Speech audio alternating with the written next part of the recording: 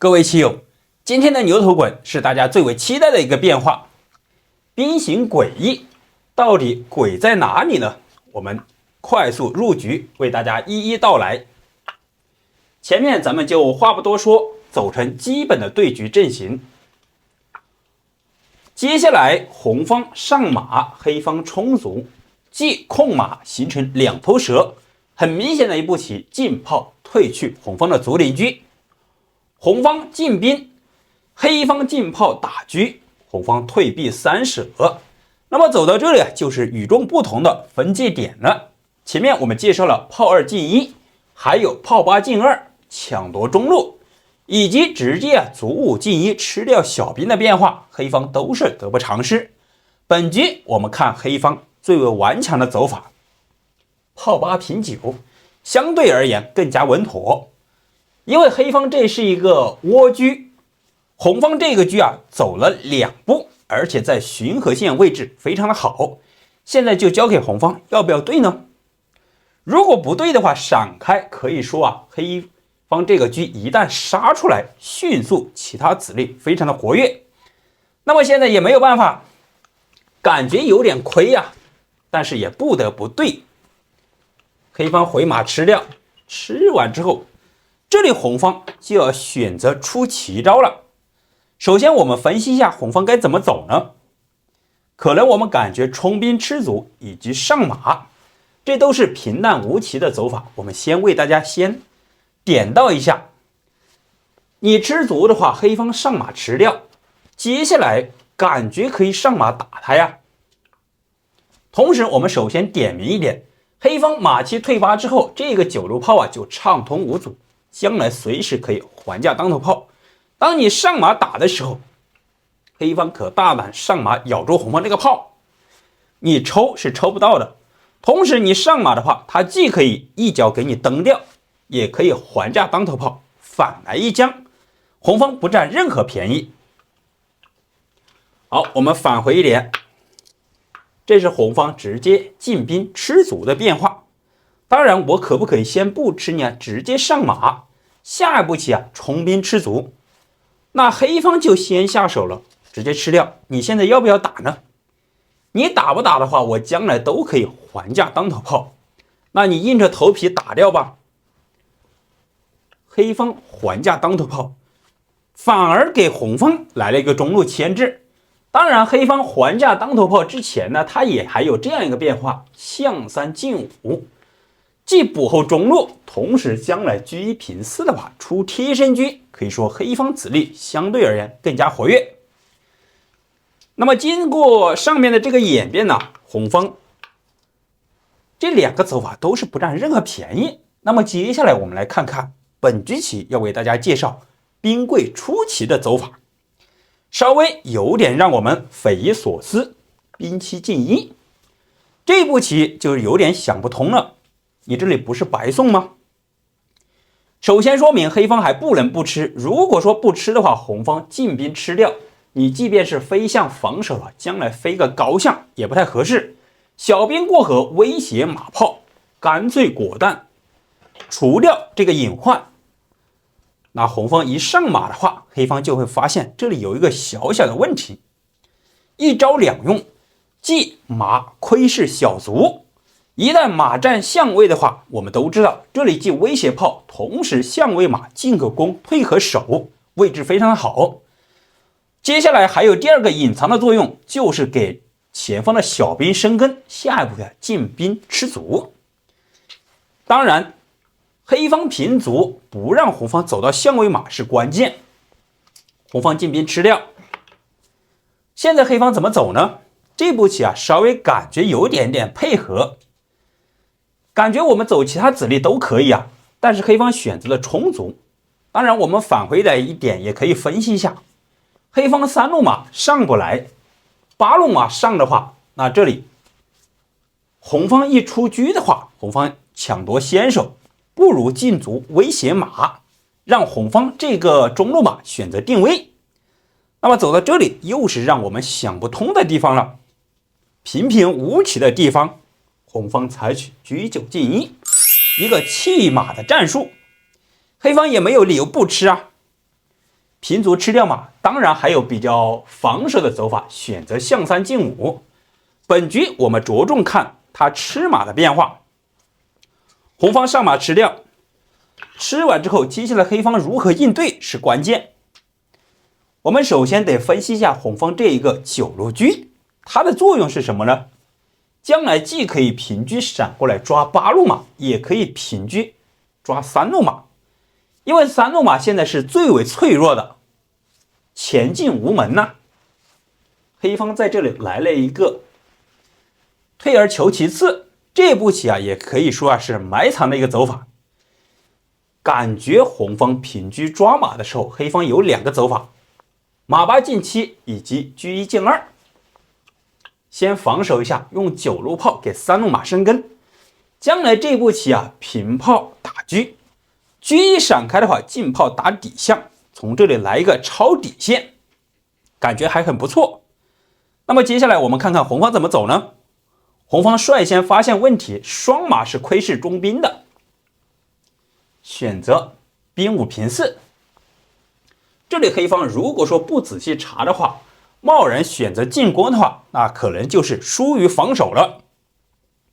平炮打车还要打底象，红方先下手上马1将军，这里黑方拍大腿就来不及了。现在会发现问题，将着军是抽着你这个子的，你飞象的话，这个马丢了没有根，称势的话同样。那么要是退势呢，红方只要一起炮的话，重炮杀车就让给你了。好，那么最为顽强的就是将5平4了，先解杀。但是红方平炮1将军的话，黑方就傻眼了。现在是称势的话丢马，平炮稍微顽强一点，跳马一吃的话，马炮双将，也只能选择再次避让。那这个马再一跳开的话，又吃着炮，可以说在这里黑方已经丢子，同时红方的5、6炮啊，形成一个非常强大的碾压，黑方只能缴械投降了。好，我们返回来一点，我们依然是回到先前的这里。当红方出车抓马的时候，黑方出车保马，相对于马8进7用炮保住马，出车更加有效率。那么接下来红方就抓住黑方底线的缺陷，又借鉴了上一局的走法，上马引诱你吃，进车砍底象，铁门栓杀，中路的牵制非常有威力，黑方不敢轻举妄动。那么在这里啊，棋局的走法选择退马，我们也为大家演示2个走法，能不能这时候马8进7呢？红方100兵将军，他的阵型就散乱了。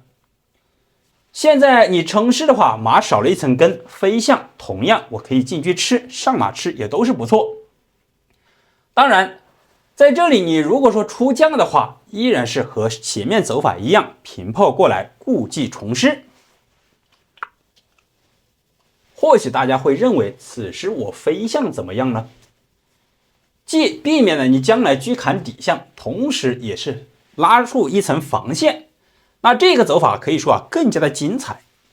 红方上马吃掉象，你现在敢不敢吃呢？水平稍微低一点的朋友可能会认为，现在飞象吃的话，红方进炮一打象，将军抽着车，实际上这里是抽不到车的，黑方称势，但是抽不到黑方也是很难受啊。炮牵制的这一串啊，现在进车吃，平炮吃，它都可以平车吃，将来这个炮啊翻回来得回失子。但是红方先不理会你啊，我把兵摆开，或者说再次架炮的话，这个威力将来就巨大了。正所谓缺象怕炮，红方的双炮将来形成巨大的火力，黑方难以招架。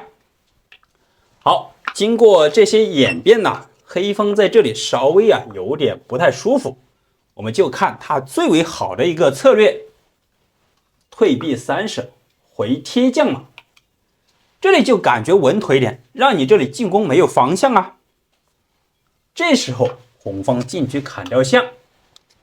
好了，我们再来看看这步棋是有目的的。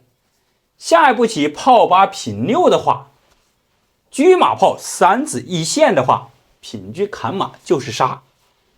黑方平车既防守，同时也威胁红方这个马。红方将计就计，上马既踩车，炮又打着黑方这个炮。黑方是不敢轻举妄动，我吃了你的车的。黑方只能选择退车防守。那么走到这里啊，棋局啊又为我们展现了一个精彩的走法。当然，我们先看看常规的走法，进炮打掉，你现在要不要吃呢？不吃我就进炮下底，将来这里暗藏抽的。那么现在你吃的话，跳马将军挡住车，同时卧槽，你必须得再杀回来。这样的话，显然丢车，将来有车杀无车。好，这个走法我们就点到为止。我们来看看棋局为我们展现了一个更加精妙的手法，退车。这里来一个弃车，引诱黑方平车吃，正好跳马卧槽绝杀，相对而言更加高明。黑方没有办法，车又走不开，选择退炮防守。因为你车走开的话，我进炮一打，将来呀车马炮3子依然成一个进攻的态势。好了，走到这里之后呢，显然防守住了，红方摆兵一将军，黑方就比较尴尬了。现在如果说城市这个车白丢了，仅此一步飞象，这时候红方平车吃你的，黑方选择平炮打掉。当然后续啊我们也有个不打车的变化，打完之后这里红方又该怎么走呢？现在你进攻不动啊，进炮打他的炮，他上马吃掉，抓住他的缺陷，进炮下底就是闷杀。当然在这里我们啰嗦一下，还有一个炮8平6，依然是强行打你的炮。你如果说翻的话，跳马卧槽就是个杀。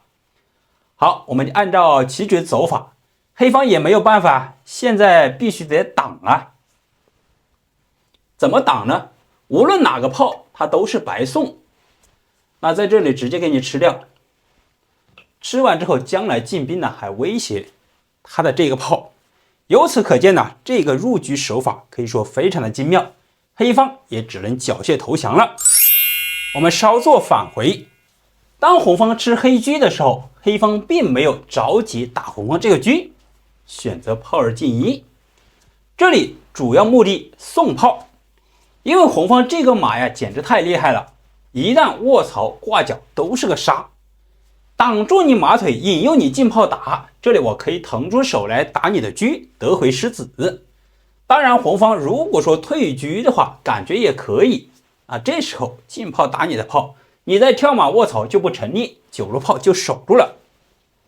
当然在这里棋友们再次看看你的眼力能不能一眼入杀呢？棋局就为我们秀了一把绝技，进车砍马，直接来一个将军。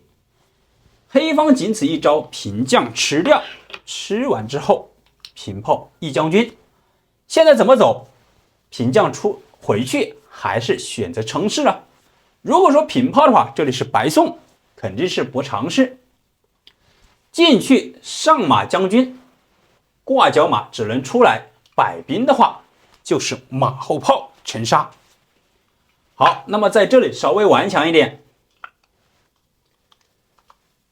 当红方平炮过来将军的时候，黑方选择称势，那比平炮白送的话要好一点。进兵吃掉，我再次平炮过来呀，你没有杀呀，进兵再吃，这步棋就与众不同了。进将吃掉，回马将军，黑方平炮挡枪，此时上马卡出这个炮，这步棋太绝妙了，没有办法，只能把这个炮发射出来。好了，不用走了，回马金枪绝杀。大家有没有觉得最后的入局杀法非常的精妙了？好了，今天的棋局就为大家介绍到这里。如果说觉得还不错，欢迎点赞、评论、交流。没有关注的朋友也请来一个关注吧，非常感谢了。